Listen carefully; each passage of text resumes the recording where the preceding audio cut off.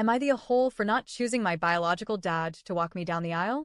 When I 30F think about my life, it feels like there are two completely separate stories stitched together by one thread: survival. The first chapter begins with chaos. My earliest years were unstable at best. My mom, well, let's just say she's never been the type of person you could rely on. When I was 4 years old, my biological dad, Henry, went to prison for fraud and drug-related charges. He wasn't some mysterious absent figure before that. He was around, but his choices and the company he kept meant trouble was never far away. And when the law finally caught up to him, he was gone overnight. Suddenly, Mom was alone with 3 kids: me, my younger sister Lucille, and our older brother Max. But instead of figuring out how to be the parent we needed, she decided she couldn't handle it. She dropped us at our grandparents' house, literally handed us over, and left town. No plan for visits, no stability, just gone. My grandparents were already stretched thin. They lived on a fixed income, and years of bailing my mom out of her bad decisions had left them in debt. But they didn't hesitate to take us in. They made sure we were fed, clothed, and safe. We didn't have brand new toys or big vacations. Our birthdays were simple, our clothes often secondhand, but we had love. And as a kid who'd just been abandoned by her mom, love was worth more than anything. About a year later, Mom came back. She looked different, more put together, cleaner. And she wasn't alone. She had a new husband, Daniel, in tow. He was quiet, polite, well-spoken, and nothing like the men she'd been with before. She claimed she had changed and wanted us back. She begged my grandparents to forgive her and insisted this time things would be different. My grandparents were wary, but Daniel seemed solid, stable, maybe even a good influence. Eventually they agreed, and just like that, we were moving back in with Mom, though in hindsight I realized it was really Daniel we were moving in with.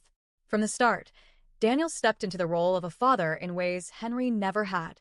He had inherited property from his parents and worked as a landlord and property manager, which meant we were comfortable financially. But it wasn't just about money. Daniel gave us something far more valuable: his time. He took Max to every single hockey game, rain or shine, never missing one. He built Lucille a tree house in the backyard, complete with a rope ladder and a little flag she got to design herself. He taught me to play the guitar, sitting patiently for hours while I fumbled through chords, and he even surprised me with my very first guitar. It wasn't cheap, but he said he could see how much music meant to me and wanted to encourage it. For 4 years, our lives felt normal, happy even. We had family dinners, movie nights, and birthdays with homemade cakes and laughter. I thought maybe, just maybe, Mom had finally gotten it right. But then she threw it all away. Again. She cheated on Daniel with a coworker, and when she was caught, she left, just like she had before. The difference this time? Daniel didn't leave us. Even though he had no legal obligation anymore, he stayed. He came to visit us at our grandparents' house, helped us with schoolwork, and continued to be part of our lives. My grandparents adored him, and he was always welcome. When I was 13, my grandpa passed away. My grandma couldn't afford the mortgage on her own, so Daniel moved all of us, grandma included, into one of his rental properties, rent-free. And when Max and I eventually went to college, Daniel insisted on paying for our tuition and living expenses. Mom did resurface again, this time with yet another husband, Bert. I was already away at college, so I didn't spend much time around him. But from what Lucille and Grandma told me, he was decent enough. The only issue? Bert wasn't thrilled about Daniel still being in our lives. He saw us as his stepkids and didn't understand why Daniel was still around. But frankly, we didn't care. Daniel had been more of a dad to us than anyone else, and we weren't about to push him away. Then came another life-changing moment. During my last year of college, Mom died from an accidental overdose. It was a strange kind of grief, complicated and heavy. I felt sad, but not in the way I thought I should. Truthfully, we had been far more devastated when Grandpa died. At her funeral, I saw a man who looked uncannily like an older version of Max. It was Henry, our biological dad. He'd been out of prison and rehab for years, but hadn't been able to reconnect with us because, as it turned out, Mom had intercepted and destroyed every letter he sent. At first, I didn't believe him. But later, when visiting the old house my grandparents once owned, the new owners told us they'd been receiving letters addressed to us from prison. Not knowing our address, they had returned them to sender. Slowly, I realized Henry might have been telling the truth. Henry was emotional, saying how devastated he was that our mom had kept him from us, and how badly he wanted to make up for lost time. So we agreed to start seeing him, occasional lunches or dinners, but it was never the same as with Daniel.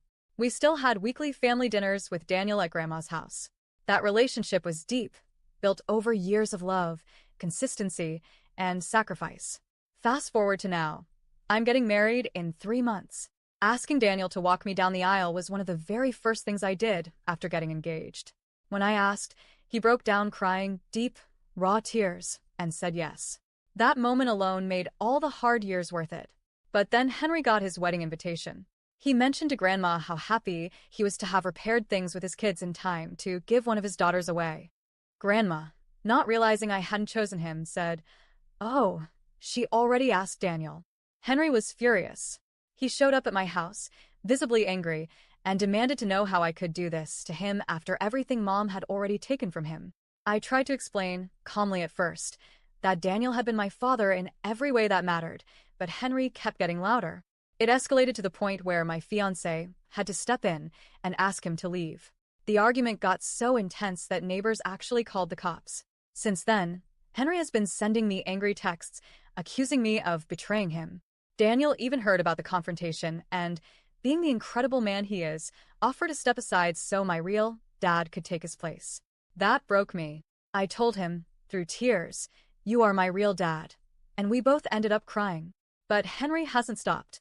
He's been blowing up Grandma's phone, Lucille's phone, Max's phone, anyone he can guilt trip. At my bridal shower, I even got snide remarks from certain relatives about choosing a stranger over your own flesh and blood. Here's the thing, I don't hate Henry. I believe it when he says Mom kept him from us. I don't doubt that hurts him deeply. But Daniel stayed. Daniel showed up.